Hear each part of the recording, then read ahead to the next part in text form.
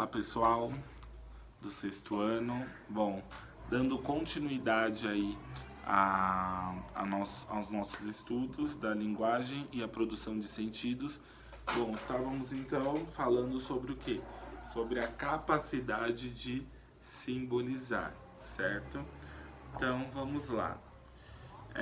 Então paramos na parte em que eu dizia que se os símbolos não fazem parte do nosso dia a dia, não seria possível nós reconhecê-los, certo? Bom, então vamos dar continuidade. Então eu estava no segundo parágrafo da página 19, tá? Vamos lá. Se um símbolo não fizer parte da nossa vida, não poderemos compreender o que representa. Se nunca nos deparamos com palavras como improfícuos, pretesia, mercê, petulante, evidentemente não poderemos entender o que significa. Foi o que aconteceu com o asno na fábula, o leão, o asno e a raposa. Foi aquela primeira fábula que a gente leu em sala de aula, certo? Primeira não, a segunda, né? Porque eu já havia levado outra na aula de gêneros textuais, certo? Bom, portanto, é por meio da linguagem e de nossa experiência de mundo que conseguimos nos compreender e relacionar símbolos para interagir com os nossos semelhantes, refletir sobre a realidade, transmitir valores, conhecimento, enfim, relacionando símbolos produzimos sentido.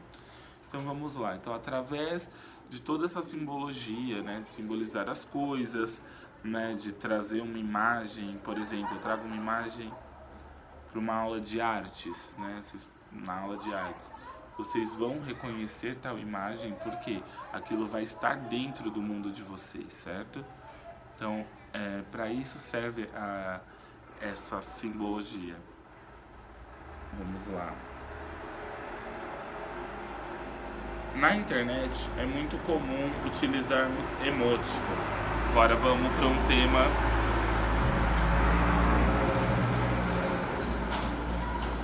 Gente, eu falo que nessa rua aqui é rua que acontece tudo, né? Não tem hora nem tempo. Ó, tô gravando essa aula, já é 00:01, certo?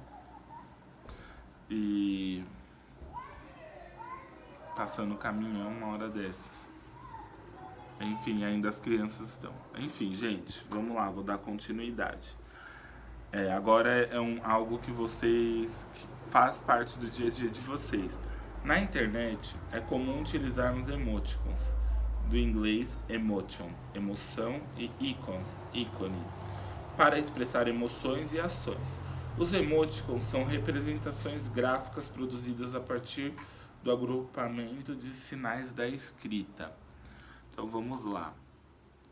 Geralmente, antigamente a gente tinha o MSN, né, que era uma plataforma como o WhatsApp, certo? Porém, hoje aí a gente chamava de emoticons, hoje vocês chamam de emojis, né? Geralmente a gente tem os símbolos lá do emoji, certo? Por exemplo, deixa eu ver se tem aqui no livro. Eu acho que aqui não tem. Mas vocês sabem, né, que é aquele bonequinho amarelinho que demonstra emoções. Se estou triste, se estou feliz, se estou com raiva, certo? Então aquilo a gente já vê que é o quê? É um símbolo, certo? Uma forma de linguagem, uma forma de produzir um sentido para a comunicação de vocês ali no WhatsApp, certo? Os emoticons são representações gráficas produzidas a partir do agrupamento de sinais de escrita. Aqui ele está mostrando, dando exemplo daquela, por exemplo, eu uso os dois pontinhos do celular, mais o parênteses fechado, vai me dar um rostinho sorrindo, certo? Antigamente a gente usava, acredito que até hoje, né, se utilize. Então vamos lá. Aí aqui na página 20 mostra, né, isso que eu acabei de falar dos tipos de emoticons, que vocês hoje conhecem como emojis, que Sim, gente, é a mesma coisa. Nós podemos interagir de várias formas utilizando linguagens diferentes.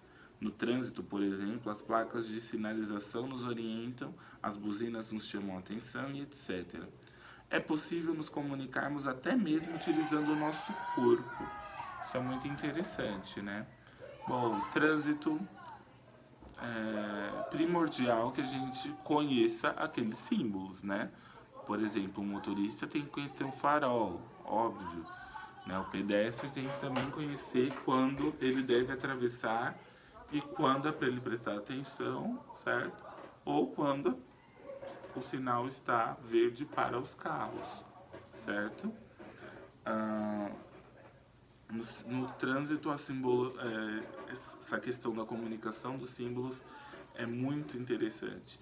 E temos também a questão do que? Da buzina, né? A buzina também é um meio de comunicação, chama a nossa atenção. Geralmente, se eu buzino, eu tô pedindo para alguém sair da frente, ou que o trânsito tá caótico demais, ou tô com pressa, certo? Olha que tão rica é a nossa capacidade de simbolizar, né? Bom, aqui também está falando que conseguimos nos comunicar até mesmo com o nosso corpo. Se eu faço assim, quando eu olho para vocês na aula e tá muita conversa, eu só fico assim. O corpo fala. Bom, um outro exemplo. Estou. Vamos pensar. Estou assim. Estou pensando. Posso estar preocupado, né? Estou assim. Estou de bem com a vida. Estou assim. Estou chateado. O corpo fala, certo? Linguagem não é somente a fala. A gente vai conversar sobre isso, né? Por quê? Porque muita gente acha que a fala é o primordial, mas para a comunicação, não. Né? O corpo ele fala muito mais do que a nossa língua, certo? Então vamos lá. Assim podemos interagir utilizando palavras ou outras formas de representação. Mas é preciso cuidado em um ponto. Sozinhas, as palavras não têm significado completo. O sentido não depende só delas, mas da situação em que são empregadas, do conhecimento compartilhado entre as pessoas, das intenções que transmitem, etc. Então, a palavra, como eu acabei de falar, ela não é só o interessante. Eu preciso de uma entonação, eu preciso de uma situação, certo? Se eu chego e falo, depende muito do contexto, né? Né? Depende muito do contexto. Se eu chegar aqui e falar, nossa, tô surpreso, mas surpreso com o quê? Certo? Então depende muito, é muito dependente isso daqui, tá? Então vamos lá. Por essa perspectiva, podemos dizer que as palavras desempenham dois papéis importantíssimos. Elas dão nome a objetos, ações, sentimentos, sensações, qualidades e defeitos e etc. Da mesma forma que os sinais, elas tornam possível a troca desses conteúdos entre nós, ou seja, as palavras viabilizam boa parte da nossa comunicação, certo? Para entender melhor essa afirmação, leia a tirinha a seguir. Então tem aqui a tirinha de um dos personagens que a gente lê bastante, que é o Silvestre, né? E vou ler e vocês acompanhem, óbvio. Página 20. Você consegue se expressar através da música, filho? Sim. E que tipo de música você ouve? Rock, rap, samba, pagode, MPB, forró, blues, jazz, sertanejo, gospel, hip hop, pai. Então vamos lá. Ó, no primeiro quadrinho, um pai pergunta a Silvestre se ele consegue se expressar através da música. E ele responde que sim, você concorda? De fato, é... de fato sim, né? Ele tá ali se expressando. Você acha que a música pode ser usada para transmitir ideias? E aí? O que vocês acham? Provavelmente. Existe música que fala de amor, música que fala de desamor, né? Música que fala da natureza, certo? A música, ela provavelmente ela quer trazer sim uma mensagem, certo? A gente já trabalhou bastante isso. Ok? Bom, para terminar, nessa tirinha o ilustrador Eudson de Paula, o Visconde, pôde se expressar. Para compreendermos o que ele quis dizer, relacionamos vários elementos, como palavras, situações, imagens, cores, etc. O processo de construção de sentido é muito rápido e começa antes mesmo de lermos a tirinha, desculpa. Isso porque quando a vemos, nosso cérebro já começa a processar informações. Uma delas, certamente, a primeira é a certeza de que o autor quis nos comunicar algo. Com base nisso, lemos as palavras e as relacionamos com as imagens, procurando criar sentido. No final do processo, vemos que Silvestre consegue se comunicar tanto através da música como através da grafitagem. Como conseguimos captar a ideia do autor, podemos dizer que houve comunicação. Houve comunicação. Por quê? Se vocês olharem aí na tirinha, tem toda uma ideia. A partir do momento que a gente bate o olho no quadrinho e lê a mensagem, a gente fala,